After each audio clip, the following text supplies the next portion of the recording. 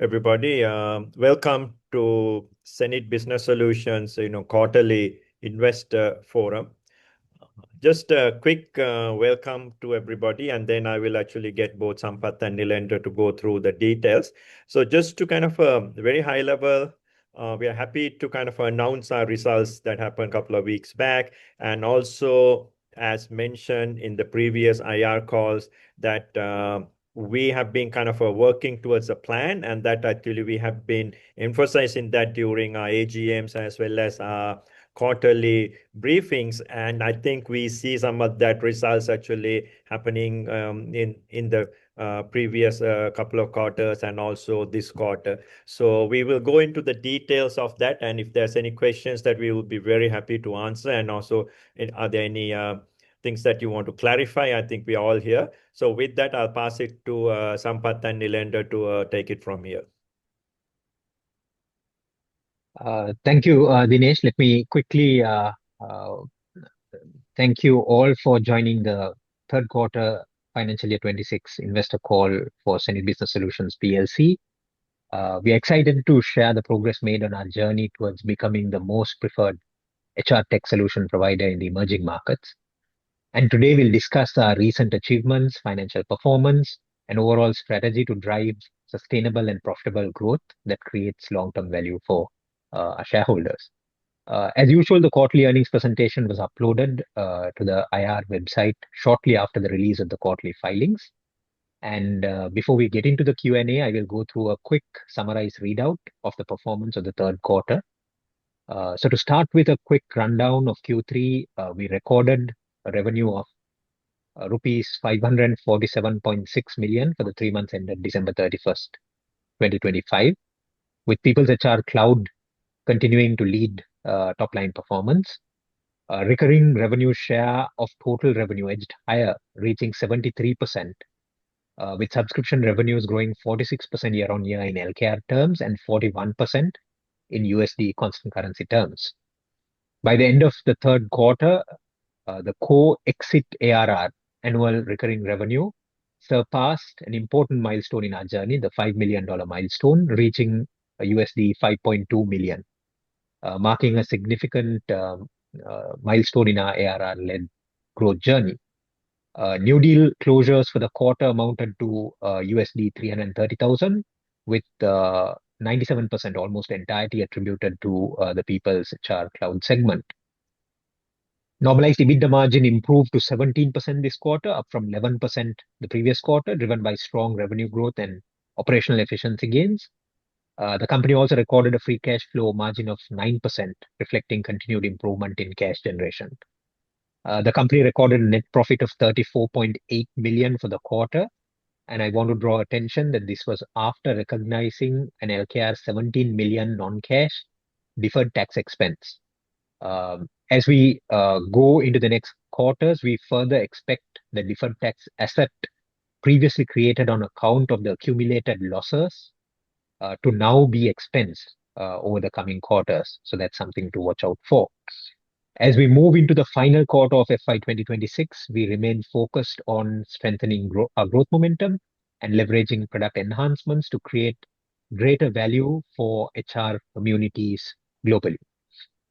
With that, our opening remarks come to an end, and we will now move into the Q&A session. So you can use the Q&A function on this webinar to send in your questions, and we will answer them. Let me go with the first questions that have come in. Please provide the reasons for the improvement in the GTM efficiency ratio and the weak performance in the churn rate ratio. Additionally, do you expect the GTM efficiency ratio to be maintained at current levels going forward? So maybe I'll quickly touch on the GTM efficiency and certain aspects that affected churn.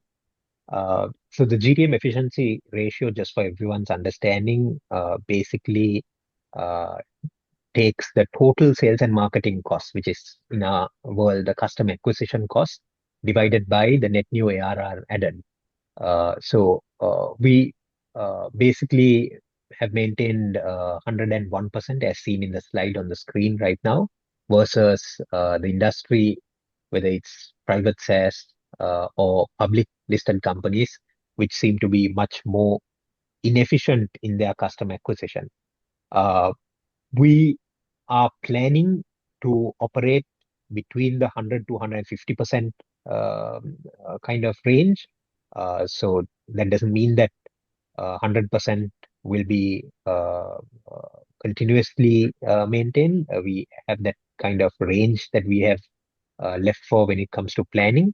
But uh, from an overall customer acquisition principle point of view, we tend to be very diligent in what we spend for, whether it's events, marketing, recruitment of customer acquisition teams, to be very kind of efficient in this area because I think as we have discussed over the last call, the growth at all costs era is over as we knew it. And being efficient in growth is really important. So we would try our best to maintain at 100, but from a range point of view, 100 to 150 is something that we would consider acceptable. On the churn, maybe I'll just add a word and pass over to Sampath as well. So churn ratio, typically we've maintained around 4 to 5%.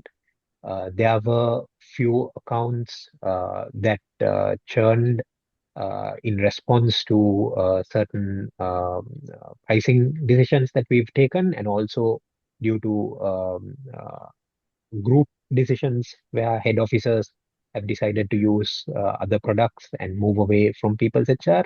Uh, but we don't see this as a sustainable increase in churn, and we would expect the number to come down to around the 5% range that we've seen continuously. Anything to add there, Sampath?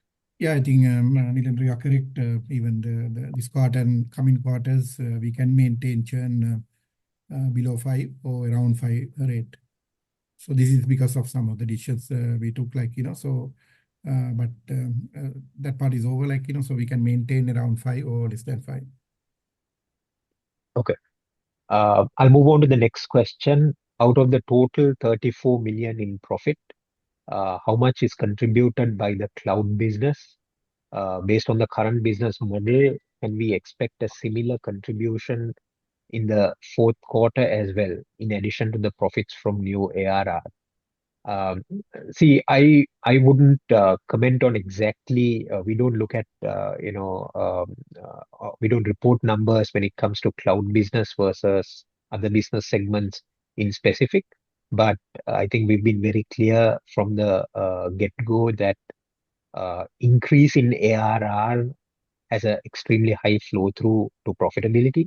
So if you think from a Q2 versus Q3 point of view, as ARR grew, pretty much the entire profitability you see here is predominantly created from that incremental ARR.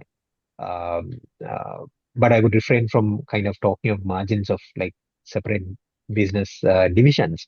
So as we continue to grow this ARR, you would see net of support and infrastructure costs that typically tend to be variable costs on this incremental ARR. The balance will essentially flow down to the P&L, and that's where we've been telling since I think almost a year ago that beyond the 5 million ARR point, the company will be profitable, because as long as we maintain our churn, anything that comes incrementally on top of that has a significant flow through to the bottom line.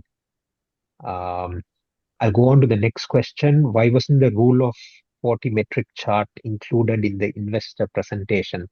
I think there were slight delays in updating peer data because some of the earnings results and all were not out yet. So we couldn't put that in on time for the release this time, but we'll make sure we include that in the future. I'll move on to the next question. Maybe Sampath, you can take that. I'll read it out and hand it over to you. Can you provide an update on new deal closures in Philippines and Indonesia? So as Nilendra mentioned, overall last quarter sales value was at 340,000 overall. So out of that, all three regions contribute to this total value. So they're roughly around one third came from the Southeast Asia region. So and also as we discussed, our GTMPs is working, funnel building is happening. So we are expecting that to slowly grow in coming quarters as well. There's a question, can you all sustain the profits in next quarters as well? Is the company planning to increase the sales and marketing expenses? Of course, with the market development work, there will be slightly improved marketing expense because we have to build the brand globally in the two regions we are working on. But we are not expecting a huge difference in the cost structure. So our plan is to maintain a similar cost structure going forward because we implement certain cost controls during last couple of quarters. So we'll maintain to do that. But of course, when you are developing markets, there can be certain expenses market related. But we are very mindful, and when the sales values are growing, we will try to improve our marketing expenses also to fast track the growth. I'll move on to the next question. Is the growth in ARR on the back of price increases or an increase in purchases from the offering? I would say net new customer additions is the primary driver of growth in ARR. And I think as we have explained in previous calls, there tends to be usually a lag effect between a deal closure and that getting reflected and realized in recurring revenues invoice. So I would simply answer the question by saying that majority of the growth in ARR comes from net new customer additions. What is the reason for the decline in new deal closures? So there's no direct reason. So quarter by quarter, your numbers might change depending on the quarter results, closure results from the multiple regions. So this is compared to Q2, it's slightly up, but I think compared to last year quarter, slightly down, so that's a result in the given information. So we are expecting that to slowly grow in coming quarters. And typically, I think, strong. yeah, and typically, I think we've also spoken about certain cyclicality in our deal closures, where usually quarter four tends to be heavy because of budget cycles and purchase decisions being taken during Q4. So we will continue to expect that cyclicality as well. I'll move on to the next question. Can you shed some light on the new deal closure expectations in the quarter, as 70% of this is attributable to South Asia and 97% attributable to PHR Cloud? Is it attributable mostly to migrations from cloud to on-prem in Sri Lanka? There's no cloud to on-prem migration. It is the other way around, so there were certain accounts migrated from on-prem accounts to cloud. So there's a contribution from that segment as well, especially in Sri Lanka. Some of the old on-prem accounts move to cloud environment because that way, easily we can manage these customers as well rather than maintaining multiple on-prem instances. But of course, they're slightly down in the expected results in some of the overseas markets, but we expect them to pick current quarter and the next quarter.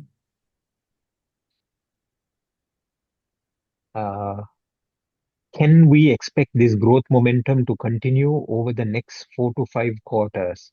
And what are the major upcoming cost structures that could impact profitability? I mean, if I just give a kind of financial perspective to this, definitely the management team is focused on achieving and continuing this growth. And the simple reason is, if you look at our sales and marketing costs right now, on an annual basis, we spend roughly, I would say, slightly over $1 million, maybe $1.2, $1.3 million a year expensed in our P&L for customer acquisition. So, I mean, if we take an extreme scenario, say the company doesn't intend to grow further, that's essentially $1 million plus of the cost structure that can go off day one. So obviously, given that we are continuing to invest, that implies that we want to not only continue but also accelerate this growth momentum wherever possible. Looking at the markets that we are focusing that has much more opportunity to grow. Like Sampath said, there may be slight increases in marketing investments, but we will manage it in a way that doesn't impact the profitability uh, uh, to an extent where the company goes back to the red. So it's about setting aside some of the incremental revenues, part of it, to boost up our marketing expenses so that we can sustain and increase our growth rate. Um, I'll move on to the next question. Can you break down the region-wise revenue contribution? So if I simply answer that question, almost half, slightly above half of our revenues would come from Sri Lanka, I would say broader South Asia, and that would be almost close to 60%. And out of the balance portion, uh, slightly more than half, 20 to 25% would be from Southeast Asia, with the balance coming from what we call MEA, that is Middle East and East Africa. That would kind of be like a bird's eye view of our revenues, geographical contribution to revenue. Um, I'll move on to the next question. Just for clarity, do you own your own cloud infrastructure, or do you sublease out services from existing cloud providers? We use actually Microsoft Azure services. So that is like, we subscribe, and that instance owned by, of course, like, people said char. So, but it's Azure infrastructure.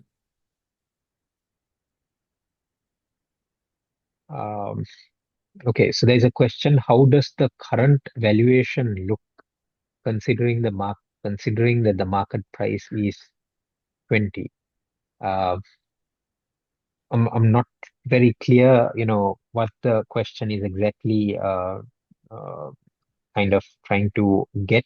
But I mean, if you look at it from a valuation point of view, at a market price of 20, market cap is roughly at about um, maybe $18 million or so. So with a 5.2 million ARR, exit ARR, growing at about 25-30% free cash flow in the high single digit region, uh, this 18 million or so valuation, considering the cash on the balance sheet, works out to a revenue multiple, ARR multiple of in the range of about 3.5 or so. So again, that kind of shows where we are valued at by the market right now compared to what the potential could be, considering that we are on the brink of or almost achieving the Rule of 40 metric, where we are both profitable and growing on a free cash flow basis. So I mean, I would let the market kind of ultimately determine what the right valuation is, but we are focused on execution and making sure we not only achieve but uh, wherever possible exceed the Rule of 40 metric, so that we are both growing and generating healthy levels of free cash flow. I'll move on to the next question. Will the revenue increase up to the level of sales and marketing expenses?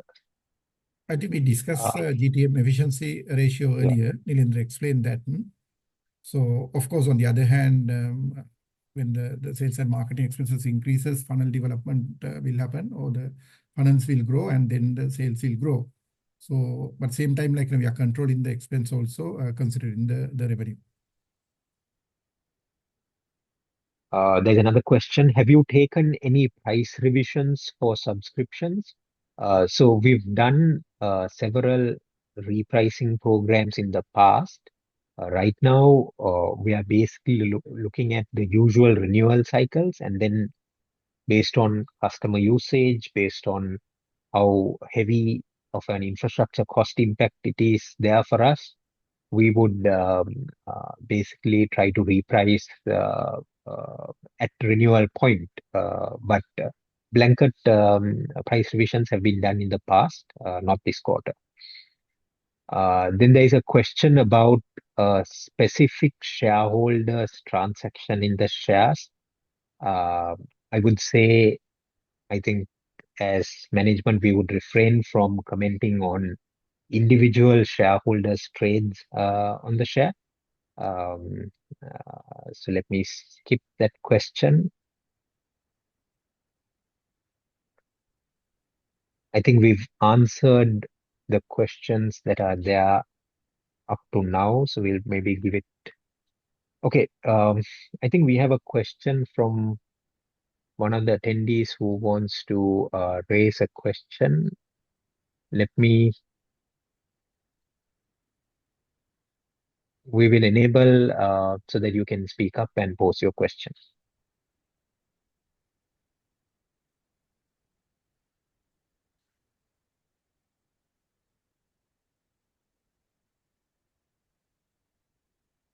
I think we have given access. Could you speak and pose your question?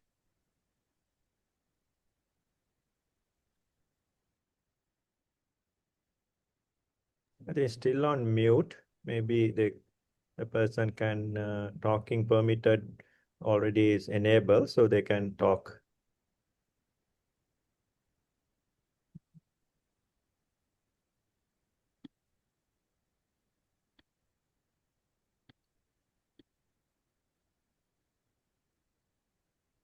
There's another question, Nilendra. Yeah.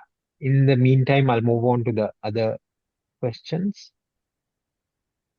Um, uh, is it right to say that the management is more focused on ARR growth and FCF margins, and is of the view that earnings at the P&L level would follow in the medium term?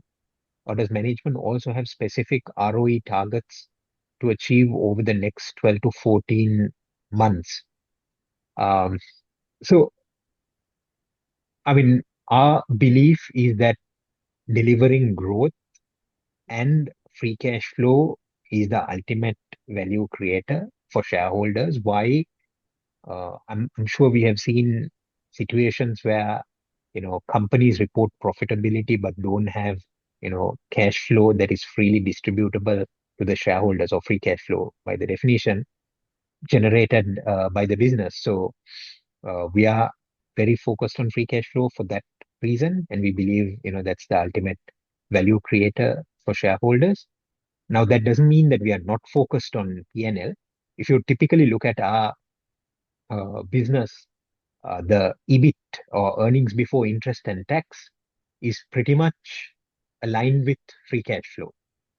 So I would say that that is a very kind of good indicator and highly correlated with the free cash flow generation of the business. But ultimately, we are focused on making sure that our free cash flow numbers go up, because SaaS typically is a business where free cash flow margins can be higher than profitability margins, and we are focused on delivering that.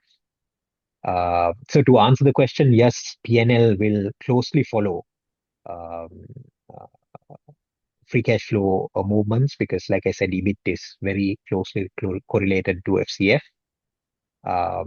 And speaking about ROE, uh, purely focusing on ROE, I would say might be even uh, uh, not adequate for a SaaS business, because typically when you get into the right growth rhythm and cash flow generation, you see ROE numbers which are far, far in excess of traditional businesses.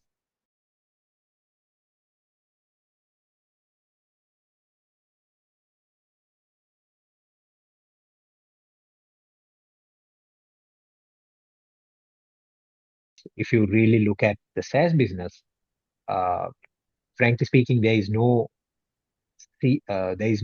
glass ceiling for the ROE. ROE can be very high because after all, it's intellectual property that is being created, and the product that is being sold is infinitely reproducible. So usual ROE metrics that are seen in brick and mortar businesses, SaaS businesses can really outperform them. ROE numbers have been in the negative, as you all know, given that we were through the investment phase, but now we believe they'll really take off once we start generating more profitability. There is one more question. If you are able to sustain profitability, what is your plan on dividend payments in the coming years? Is there a specific payout ratio target you wish to maintain? And it's Maybe, early to yeah. comment on that. Let's see how the business is moving, and then we can decide later. I think it's too early to comment on that. Yeah, so I think that's a more of a board decision. I think once the board sees numbers and they're also looking at what's the growth for next year, and that the board will make the decision at the appropriate time.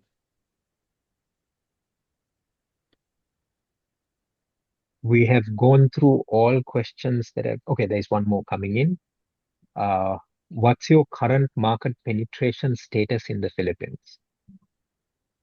It's very difficult to mention as a percentage, but what we realize, both the markets, the potential is very high. We are talking about 400 million population, and still good set of companies on Excel-based systems, spreadsheet-based systems, and data maintenance. So we see a good potential, but it can't mention a penetration percentage because it's in the early stage. Yeah, and just to give you some additional numbers, since the question is specifically on the Philippines, I mean, if you Google, you'll find that the private sector labor force in Philippines alone is 51 million people. And typically in any market, we feel our experience is that almost 90% is unaddressable, meaning it'll be the, what you call MSME. They don't need, a formal system. So if you focus on 10% of the market that is addressable and needs, an HR tech stack, there is a minimum of 5 million private sector labor force out there. So, I mean, apply the usual PEPM yields per employee per month yields, multiply by 12. I mean, the market can be as big as 200, 300 million at a minimum in terms of ARR potentials. I mean, that country alone, shows how big of a potential we are looking at.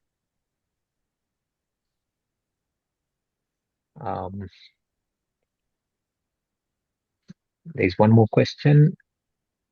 Any other region or country that you plan to go?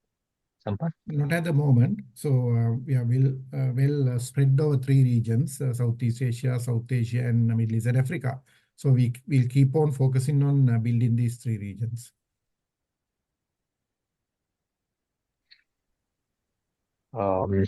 This question is for knowledge purposes. What valuation techniques should investors focus on for SaaS companies? Apart from the rule of 40, I don't believe PE or PB are the right metrics for valuing SaaS businesses. So, I mean, again, a bit of an academic response there.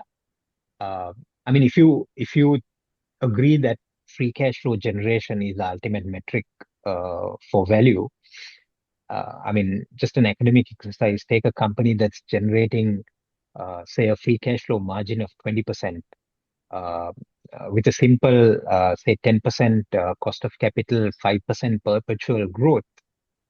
If you use a constant growth model, that would mean that you have free cash flow divided by cost of equity minus growth. That would mean that you should trade at minimum 40 times on your free cash flow per share. Now, most companies in SaaS, and like we are doing, we are not growing at 5, but rather, this quarter we reported ARR growth of almost 30% or higher. So you can, work out a model which is not constant growth, but maybe two-phased or three-phase, where you have an initial high growth period, then a medium growth, and then settling for a larger, lower, longer term growth. And if you kind of model that, you'll then realize why, the US or most other countries, you tend to see these high growth SaaS companies that are both growing and cash flow generating, getting valued at, 10 times, 12 times ARR. That's because if you're both growing and generating free cash flow, if you put it into a model, you'll see that, these high multiples are not just, you know, numbers picked from thin air, but rather justified by the free cash flow generation of the business. So I think we've been continuously saying that at a minimum, we believe our business should be valued at around 7 to 8 times at least from a ARR multiple point of view. And if you work out the math, that's really based on fundamentals of free cash flow generation and growth.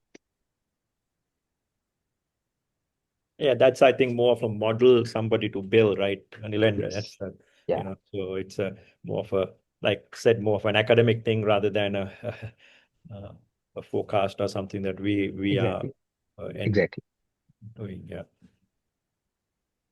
I think we've covered all questions on the Q&A. Maybe we'll give it one more minute. Yeah, I think we have one more question. Given the recent negative sentiments around SaaS industry and the sell-off in global markets with the launch of Cloud Cowork, interested to hear your thoughts around this, whether it could disrupt, pose threats to HR SaaS like HBS. I'm sure we all will have thoughts to add to this. Maybe I'll start and then hand it over to Dinesh and Sampath. So one of the biggest realizations in this SaaS sell-off is how analysts and investors price stock-based compensation. Most of the SaaS big names you saw out there reported free cash flow margins with a footnote which said uh, uh, basically adjusting for whatever the GAAP GAAP accounting expenses. But if you really look at SBC, stock-based compensation, as a percentage of revenue, while they were generating free cash flow margins as high as 20-30%, stock-based compensation as a percentage of revenue also were at very high levels. So if you really adjust for it, there was a question whether the real economic free cash flow generation of the company justified the valuations. And with the AI disruptions, this has now come into limelight, and investors are beginning to price the cost of SBC, stock-based compensation, and that's partly what's driving the sell-off. Now, as for our numbers, there is a shareholder-approved ESOP scheme. All the numbers are in public. There are no SBC hidden costs. So what you see in free cash flow is what you get as shareholders. So I'll just stop there on the free cash flow and SBC impact on free cash flow side, and maybe let Dinesh and Sampath comment on the broader AI disruption possibilities. Yeah. So I think what Nilendra mentioned on the financial side is, I think, one is that, but I think I think this question also may be people thinking that okay, AI is disrupting, and there is definitely there's a disruption that's happening. I think we all know, and we also use Cloud Code and Cursor and some of all that stuff. If you look at HBS, People's HR AI portfolio, you will actually see a significant contribution. I think on the product side, Sampath can talk. But I think from a overall, what we see is that what is happening with AI currently, from the the mode that we have is that we are providing complex HR processes. So being able to use very logical, complex HR processes, AI will take a fairly large longer time frame, number one. Second is that because we have years of data that we have actually built over the years, the organizations that have our data schemas, because these data schemas are very proprietary to an organization and it's proprietary to us, right? We are able to provide much more value to the organization with our AI tools. So that we feel is a moat that we have, and it's something that we will actually expand going forward. Yeah, so just to add what Nilendra and Dinesh mentioned, there's another development happening where narrow areas in HR domain, there are companies only target narrow areas because we consider as an enterprise HR application with a lot of domain knowledge and it's end-to-end company point of view. But when new technology replace these narrow lines, I think there are more opportunities for enterprise HR systems like us because easily we can deliver those narrow areas as well. I'll not name some of these narrow areas, but there are many. So these things will replace, and there's opportunity for enterprise HR applications to work on those areas as well with the new technology. Of course, product level we discussed during last meeting as well, investor call. So we also embed AI framework to our application, people's HR application, and we deliver the efficiency through that. At the same time, to improve the development efficiency, as Dinesh mentioned, we also internally use most of these new application, Cloud Cowork and the Code and many other allowable and many other applications. So so we keep on improving the delivery efficiency, both implementation side as well as development side. At the same time, we see new opportunities in that segment as well because it's very difficult to replace an enterprise level application within a short period of time. And if we keep on investing time on innovation, so you can easily sustain.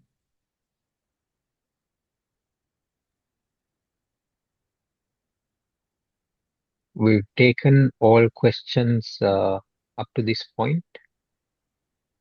I think if there are no further questions, there's a comment. Thank you for the comment.